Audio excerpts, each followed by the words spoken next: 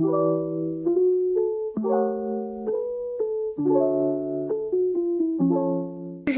Aslema, and welcome to Open Road, a show that opens the road to knowledge and feeds your curiosity. I'm Ines, a Tunisian girl who adores sharing her interests in communication and human interactions.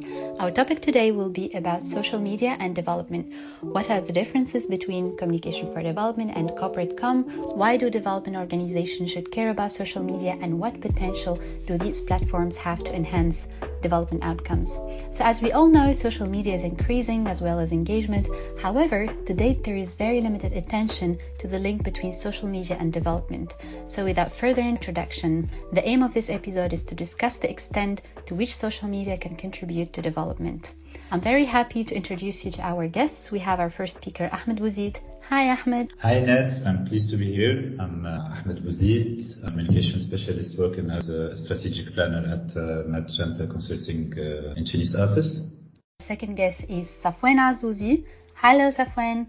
Hi, thank you for having us. My name is Safwan Azouzi. I've been monitoring, researching social media for the last couple of years and been doing a bit of content creation myself. Thank you so much. And before actually diving deep into the topic, let's have an idea about the concept of communication for development. Ahmed, if you had to compare corporate comm and C4D, what would you say?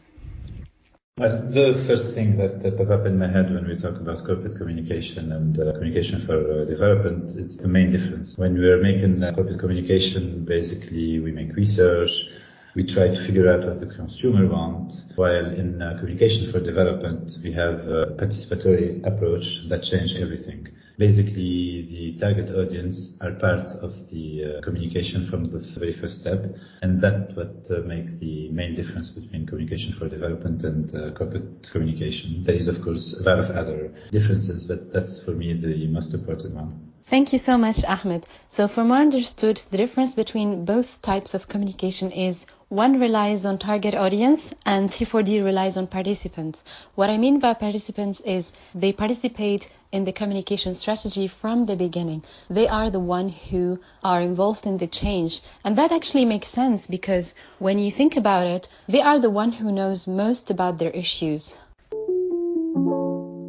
So we know the importance of communication and social media in our lives right now. The internet is getting more and more accessible to everyone, no matter where their country, no matter what's the government structure or the cultures. So there's almost now no communication without social media. It's a fact.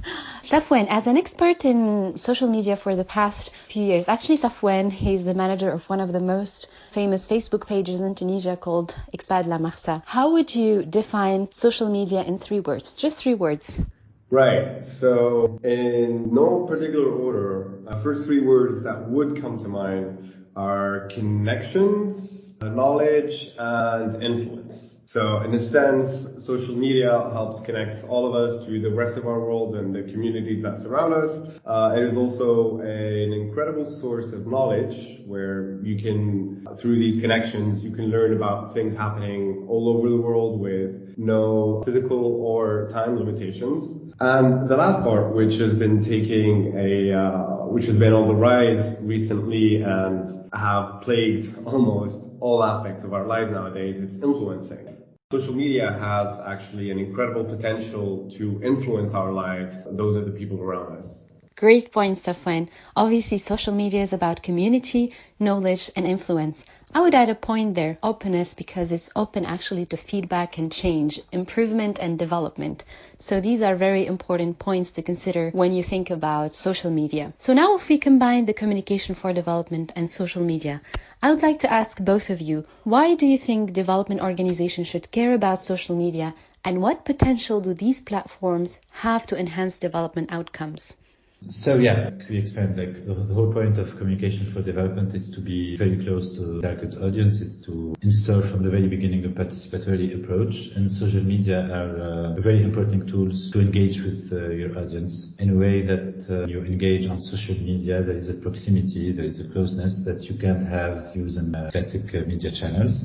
And there is also the potential to have a much bigger reach. So for me, that's why organizations should care about social media. Yeah, absolutely. I mean, from my understanding of C4D, Communication for Development, is that social media provides like a perfect vehicle, a perfect way to deliver or reach goals of C4D as, like you mentioned, like you have an established user base and a neat way and a fast, quick, interactive way of reaching this population or whatever population you may be targeting that are using social media that already has established means of feedback and interconnectivity, making it quite suitable or as it is and the way it is built for C4D. Yeah, exactly. I mean, C4D is all about participatory approach. It's all about talking to people, being able to influence them, to impact them. And social media, like I said, is like a great tool to be very close to the audience, to engage, to ask questions, to better understand them. So definitely, yeah, organization needs to improve their communication on social media because it just become a huge part of our lives and we cannot just ignore this aspect. Yeah, I mean, the way things are heading might actually replace our actual lives, metaverse and all that. So yeah, exactly. It's funny, Safwan, that you're saying that. It's a scary statement. We really hope that social media will not replace real life, but until then we will enjoy its benefits. As you said, it helps reach to the participants, give this proximity to them. It has a bigger potential reach. It has this feedback aspect that is very important when we talk about change. And also it's fast. So I chose this question to be the last question, the question that will sum up our talk. It's actually a case study or an example about Tunisia, considering that both of you, Ahmed and Safwan, come from Tunisia. I come from Tunisia myself. I thought it's interesting to share this data. So actually more than 7 in 10 users of social media network in Tunisia have posted about community issues on these sites. At least 6-10 have shared their views about politics. What do you think about these statistics? My point of view, from where I stand, I think that social media for Tunisians are some kind of public diary. So basically they express all their thoughts, feelings, and politics. It's something that remains very important in Tunisia. So yeah, I think it's worldwide.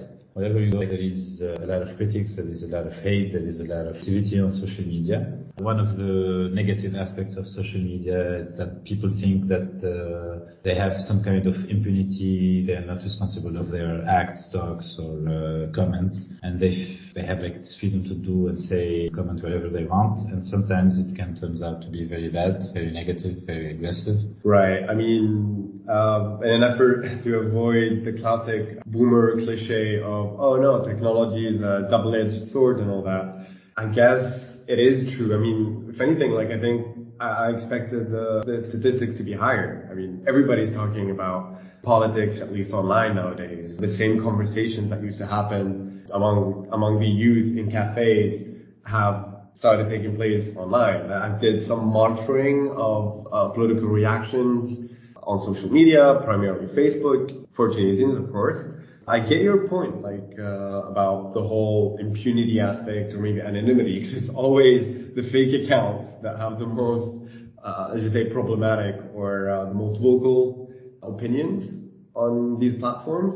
But with that said, it's impressive how growing up in this country, sure, part of it has to do with the previous regime, but a lot more people seem to have taken to social media to express their opinions instead of in real life with their friends or whatsoever. Maybe part of it is like the attraction of anonymity or interacting with people that you're not going to face the next day, but it has provided people with a space to actually communicate and interact and specifically voice politics, which is, like it or not, a new thing to Tunisia, in a sense.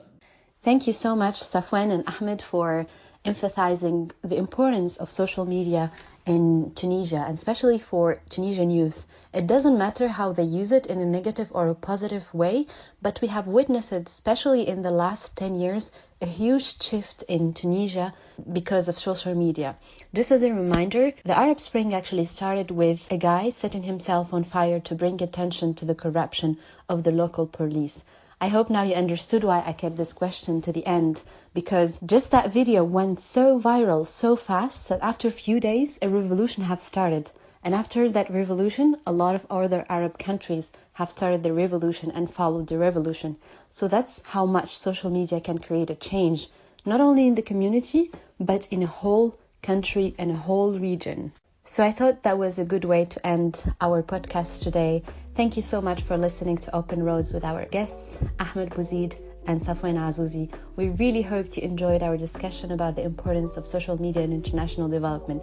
If you're keen to listen more about what strategies can be applied to further engage your participants, join us next week when we're interviewing Clémence and learn how she grows her social media platform while engaging the audience.